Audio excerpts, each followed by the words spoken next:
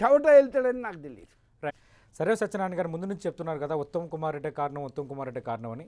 మరి మీ దృష్టిలో ఎవరిని పీసీసీ చీఫ్గా పెడితే పార్టీ ఇక్కడ బతుకుతుంది? ఇప్పుడు బ్రదర్ ఒకటి ఏంటంటే ఫస్ట్ ఉత్తమ్ కుమార్ రెడ్డి నైతిక బాధ్యత వహించి రాజీనామా చేసి వెళ్ళిపోవాలి కదా. మీరే చెప్తున్నారు కదా తొలగిస్తారు ఖచ్చితంగా, అప్పుడు హైకమాండ్కు ఒక ఫ్రీ హ్యాండ్ కూడా ఇవ్వలేదు ఇప్పటి వరకు, అట్లనే పట్టుకొని కూర్చున్నాడు. సరే ఇప్పుడు పరిస్థితి ఏమొచ్చింది, కంపల్సరీ తీసి పడేస్తారు, తొలగిస్తారు. తొలగించినప్పుడు వాస్తవంగా సామాజిక న్యాయం జరగాలని జనమందరూ కోరుతున్నారు, కార్యకర్తలు నాయకులు కోరుతున్నారు, ప్రధానికం కూడా చూస్తున్నారు కాంగ్రెస్ పార్టీ వైపు. అన్నప్పుడు ఒక దళితుడు పీసీసీ కావాలి, లేకపోతే ఒక బ్యాక్వర్డ్ క్లాస్ పీసీసీ కావాలి, లేదు ఒక అగ్రవర్ణాలకు చెందిన మరి వాళ్ళలో ఎవరైనా పీసీసీ, లేకపోతే ఒక మహిళ అయినా పర్వాలేదు పీసీసీ అయితే ఇక్కడ దళితుడు సిఎల్పి కావాలి. ఈ విధంగా అందరినీ కలుపుకొని పోవాలి. ఒకరు పబ్లిక్ అకౌంట్స్ కమిటీకి ఉంటే ఒకరు సిఎల్పి, ఒకరు పీసీసీ. కాబట్టి అన్ని వర్గాలను ఆకట్టుకునే విధంగా అది జరగాలి.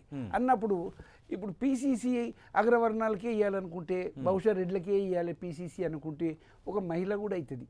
ఆమె పేరు అమ్మ డీకే అరుణమ్మ ఉన్నది. She so capable, efficient. TRS పార్టీకి పోతా అని అన్నాడు అనుకోలే, పిలిచినా పోలే ఆమె.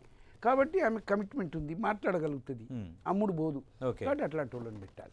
లేదు మరి పీసీసీ దళితులకి అంటే ఉన్నారు దళితులు, దళితులలో ఒకరు పార్టీ హైకమాండ్ ఇస్తే నేను వెనక్కి పోయేటోని కాదు. అసలు చూస్తే నన్నే పీసీసీ తీసుకోమన్నది అమ్మగారు. నాకు వద్దమ్మా నేను నడపలేను, నా దగ్గర డబ్బులు లేవు అంటేనే ఈ ఉత్తమ్ కుమార్ రెడ్డిని తీసుకొచ్చినాం ఆ రోజుల్లో. సరే అది అయిపోయింది, నా సంగతి పక్కకు పెట్టండి. I'm not interested in positions, but party బతకాలి. పార్టీ బతకాలన్నప్పుడు దళితునికి అది ఇచ్చిన. లేదు దళితుడు మన ఈయన ఉన్నాడు బట్టి విక్రమార్కను సిఎల్పి చేస్తే అగ్రకులాలను అక్కడ చేయండి. మరి అదేవిధంగా బీసీలు ఉన్నారు, బీసీలు కూడా పాపం చాలా మంది చాలా బాధతో ఉన్నారు. అయ్యో మమ్మల్ని పట్టించుకుంటలేరు కదా అని. బీసీలలో మీరు పీసీసీ ఇవ్వండి. అట్లనే పబ్లిక్ అకౌంట్స్ కమిటీ ఉంది, పాపం ఆయన ఎవరు మన ఎమ్మెల్యే 4 సార్లు చేసిండు ఆయన, మన పేరు వస్తలేదు ఆయన, వాళ్ళ ఫాదరు ఎంపీ మన స్పీకర్ ఉండే మనకు శ్రీధర్ బాబు, శ్రీపాదరావు గారి కొడుకు శ్రీధర్ బాబు. శ్రీధర్ బాబు కూడా సిఎల్పికి ఎలిజిబులే ఉన్నాడు. అట్లా అంటే సబితమ్మ కూడా సిఎల్పికి ఎలిజిబుల్ ఉన్నది. అట్లంటే అందరికంటే మించి రాజగోపాల్ రెడ్డి కూడా ఉన్నాడు తమ్ముడు. ఎంపీ బాగా చేసిండు, ఎమ్మెల్సీ గెలిచిండు, ఇప్పుడు ఎమ్మెల్యే గెలిచిండు. నాకు తెలిసి 13 మంది ఎమ్మెల్యేలు ఆయనకు సపోర్ట్ ఉన్నారని తెలిసింది. మరి ఆయనను పెట్టినా బాగానే ఉంటుంది. కాబట్టి వీళ్ళు సమర్థులు, ఈ 5-6. ఈ సమర్థులలోనే పీసీసీ ఉండాలి, పబ్లిక్ అకౌంట్స్ కమిటీ ఉండాలి, ఇది ఉండాలి.